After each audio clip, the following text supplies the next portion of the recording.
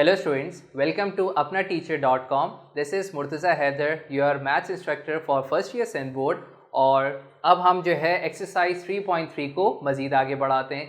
तो जैसा कि हमने प्रीवियस लेक्चर के अंदर क्यूब रूट ऑफ यूनिटी को डिस्कस करा, तो अब हम जो है उसी बात को आगे बढ़ाते हुए अब हम यहाँ पे एक्सरसाइज इक्वेशंस को सॉल्व करेंगे। ओके, तो यहाँ पे मैंने आप लोग के लिए एक्सरसाइज 3.3 का पहला सवाल लिखा है, which is find all the cube roots of, और पहले पार्ट में है आपके पास -8। ओके, और एक और बात मैं आपको बताना चाहूँगा कि ये जो एक्सरसाइज है ये as compare to our previous exercises which is 3.1 and 3.2 उससे ये सबसे ज़्यादा इंपॉर्टेंट है। क्यों? क्योंकि यहाँ पे तकरीबन हर साल कोई ना कोई एक क्वेश्चन ज़रूर पूछा जाता है। ओके, तो चलें अब हम एक्सरसाइज इक्वेशंस को स्टार्ट करते हैं। तो सवाल क्या है आपके पास, find all the cube roots of, और पहले पार्ट में है आपके पास -8। प्रीवियसली हमने क्यूब रूट ऑफ यूनिटी के ऊपर बात करी। यूनिटी का मतलब होता है 1। अब हम यहाँ पे मुख्तलिफ नंबर्स के क्यूब रूट्स निकालेंगे। ओके, तो किस तरीके से हम इस क्वेश्चन को सॉल्व करते हैं, तो चले हम स्टार्ट ले लेते हैं। तो पहले स्टेप में सोल्यूशन में आपने करना क्या है, आप लेट करें, let x be the cube root of -8। ठीक है, इसका मतलब ये है कि this implies x cube is equal to -8। Okay, अब इसका मतलब क्या हुआ, इसका मतलब ये हुआ कि मुझे x की ऐसी 3 वैल्यूज फाइंड करनी है जिसका क्यूब करने पे मेरे पास आए -8। ओके, तो अब हम इसको मजीद कैसे सॉल्व करते हैं, आप क्या करें, -8 को other side of the equation ले आए, तो ये बन जाएगा x cube plus 8 is equal to 0। Okay, फिर हम क्या कर सकते हैं, मैं x क्यूब को लिख सकता हूँ x का क्यूब, और मैं 8 को लिख सकता हूँ 2 का cube. Okay, and this equals to 0। अब हमने क्या करना है, यहाँ पे हमने फॉर्मूला यूज़ करना है a cube plus b cube. तो आप लोगों की आसानी के लिए मैं यहाँ पे फॉर्मूला लिख देता हूँ ताकि कोई मिस्टेक ना हो। फॉर्मूला क्या होता है आपके पास, a cube plus b cube का फॉर्मूला है हमारे पास a plus b a square minus A B plus B square. Okay, ये फॉर्मूला आपको बहुत अच्छे से याद होना चाहिए। मैं दोनों फॉर्मूले इसी एक ही क्वेश्चन में बता देता हूँ।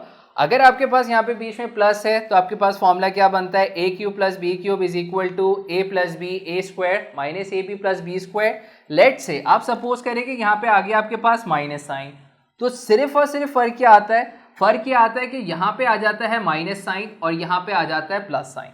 ओके, आगे हम ऐसे क्वेश्चन ज़रूर करेंगे कि जिसके अंदर हमें a cube minus B cube का फॉर्मूला भी यूज़ करना होगा, लेकिन आप इसको याद रख सकते हैं इसी क्वेश्चन के अंदर कि कोई चेंज नहीं आता, सिर्फ साइन का चेंज आ रहा है। अगर प्लस है तो ये पहली ब्रैकेट में प्लस और यहाँ पे माइनस, और अगर माइनस आ गया a cube minus B cube तो यहाँ माइनस और यहाँ प्लस। ओके, चलें अब मैं इस फॉर्मूले को यूज़ करते हुए इसको एक्सपेंड कर रहा हूँ, तो ये क्या बन जाएगा आपके पास। अच्छा, अब यहाँ पे हमारे पास according to the formula a जो है वो x है और b जो है वो 2 है, तो ये क्या बन जाएगा आपके पास a प्लस बी, तो ये बन गया x प्लस 2। ओके, फिर क्या आपके पास a स्क्वायर यानी x square minus A B, तो ये हो जाएगा माइनस का 2x प्लस b स्क्वायर, तो 2 का स्क्वायर बन जाएगा आपके पास 4 and this is equal to 0। Okay, फिर हम क्या करेंगे, पहली ब्रैकेट को 0 के इक्वल इक्वेट करेंगे और दूसरी ब्रैकेट को भी 0 के इक्वल इक्वेट करेंगे। तो पहली ब्रैकेट को जब मैं इक्वेट करूंगा तो ये बन जाएगा x प्लस 2 इक्वल्स टू 0, और यहाँ पे क्या हो जाएगा x square minus 2x plus 4 equals to 0। यहाँ से तो बड़ी आसानी से वैल्यू मिल जाएगी x इज इक्वल टू -2, यानी हमारे पास एक आंसर आ गया -2। यानी -2 एक ऐसा नंबर है कि जिसका क्यूब लेने पे हमारे पास क्या आता है -8, लेकिन अभी मुझे 2 और इसके आंसर्स निकालने हैं। तो उन आंसर्स को सॉल्व करने के लिए मुझे इस क्वाड्रेटिक इक्वेशन को सॉल्व करना होगा। ठीक है, ये आपके पास क्वाड्रेटिक इक्वेशन है in the form of ax square B X plus C. ठीक है, तो हमें क्या करना है, हमें इस पहले इक्वेशन से यानी इस क्वाड्रेटिक इक्वेशन से a b और c की वैल्यू निकालनी है। तो यहाँ पे क्या होगा, a की वैल्यू आ जाएगी मेरे पास 1, b की वैल्यू आ जाएगी -2 और c की वैल्यू आ जाएगी 4। ओके, बहुत सिंपल है, जो भी x स्क्वायर के साथ लिखा हुआ है वो a के इक्वल, जो x के साथ लिखा हुआ है वो b के इक्वल, बाकी जो भी बचा वो c के इक्वल।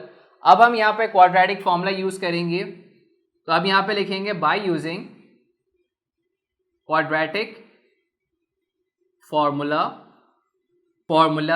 तो अब होपफुली आपको क्वाड्रेटिक फॉर्मूला याद हो गया होगा। तो क्वाड्रेटिक फॉर्मूला क्या होता है आपके पास? Quadratic formula is x is equal to minus B plus minus square root of B square minus 4ac upon 2a। Okay, अच्छा, अब हमने क्या करना है? अब हमने यहाँ पे सारी वैल्यूज को प्रॉपर तरीके से सब्स्टिट्यूट करना है।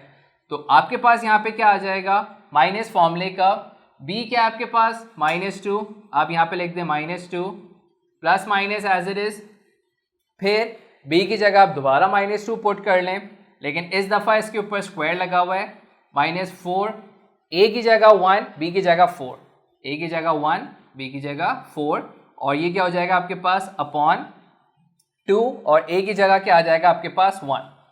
सही है, मैंने क्या करा? सिंपल a, b और c की जगह उनकी वैल्यूज पुट करी। b की जगह मैंने पुट करा -2, a की जगह 1 पुट करा, और c की जगह मैंने 4 पुट करा। अब हम इसको थोड़ा सा सिंप्लीफाई करेंगे। तो सिंप्लीफाई करने के लिए यहाँ पे क्या हो जाएगा? माइनस माइनस प्लस, तो ये हो जाएगा 2 plus minus as it is, square root as it is, -2 का स्क्वायर है आपके पास 4, माइनस एज इट इज, ये हो जाएगा 4 4 ज़ा 16 अपॉन 2 1 ज़ा 2। तो इसके आगे के लिए मैंने this part of the board इसको रब कर लिया है। तो यहीं से हम कंटिन्यू लेते हैं। तो यहाँ पे क्या हो जाएगा? यहाँ पे हो जाएगा आपके पास 2 एज इट इज मौजूद है, एज इट इज रहेगा, प्लस माइनस स्क्वायर रूट के अंदर क्या होगा? 4 में से 16 माइनस करें आपके पास आएगा माइनस का 12, तो ये रहा आपके पास माइनस का 12, और ये रहा अपॉन में 2। ठीक है, थोड़ा सा और अगर मैं इसको सिंप्लीफाई करूं तो मैं इसको ऐसे भी लिख सकता हूं, 2 प्लस माइनस √12 और √-1 अपॉन 2। ओके, मैं आपको पहले भी बता चुका हूं कि जब कभी भी आपके पास स्क्वायर रूट के अंदर -1 आ जाए तो आप इसको इस तरह से स्प्लिट करके भी लिख सकते हैं। √-12 को मैं लिख सकता हूं √12 मल्टीप्लाई बाय √-1, मल्टीप्लाई करेंगे वापस से वही टर्म बन जाएगी। ओके, अच्छा, फिर हम क्या करेंगे? 2 as it is plus minus as it is.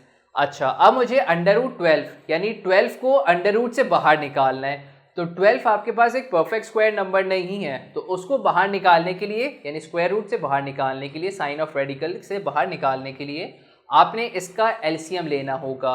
तो एलसीएम लेने का मतलब ये है कि 12 का जब मैं एलसीएम लूँगा, आप 2 से डिवाइड करें, 2 6 ज़ा 12, दोबारा 2 से डिवाइड करें, 2 3 ज़ा 6, फिर 3 से डिवाइड करें, 3 1 ज़ा 3, यानी यहाँ पे क्या होगा? 2 पेयर बन के बाहर आ जाएगा। तो इट मीन्स कि मैं √12 को लिख सकता हूँ 2√3। ओके, बहुत सिंपल है। 12 को जब मैंने एलसीएम लिया तो 2 2 और 3 आया, 2 पेयर बन के बाहर आ गया और 3 अंडर रूट के अंदर ही रहेगा, और √-1 की जगह अब यहाँ पे रीजन दे सकते हैं, √-1 is equal to iota. √-1 iota के इक्वल होता है, तो यहाँ पे आप इसकी जगह लिख देंगे आयोटा, और ये रहा अपॉन में 2।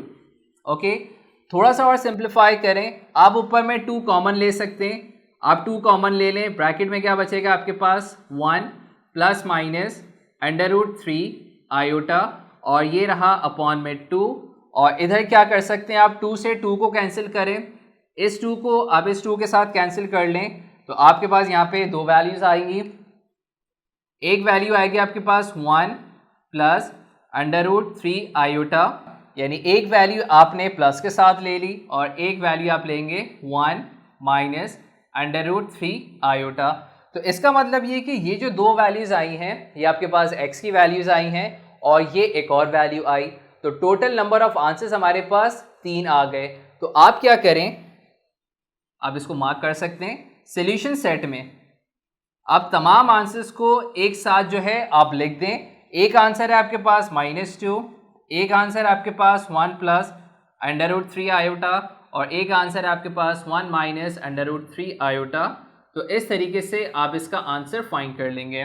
ओके, तो इस तरीके से हम क्वेश्चन नंबर 1 को सॉल्व कर लेंगे कि जिसके अंदर हमने -8 के क्यूब रूट्स फाइंड करे, यानी x की ऐसी वैल्यूज हमने फाइंड करी कि जिसका क्यूब लेने पे आपके पास -8 आएगा। तो ये इसका आंसर है -2, जो कि एक रियल नंबर है, और बाकी 2 जो हैं आपके पास इमेजिनरी नंबर्स हैं। ओके, तो चलें अब हम अपने नेक्स्ट लेक्चर में कुछ और क्वेश्चंस को सॉल्व करते हैं। तो मिलते हैं अपने अगले लेक्चर में।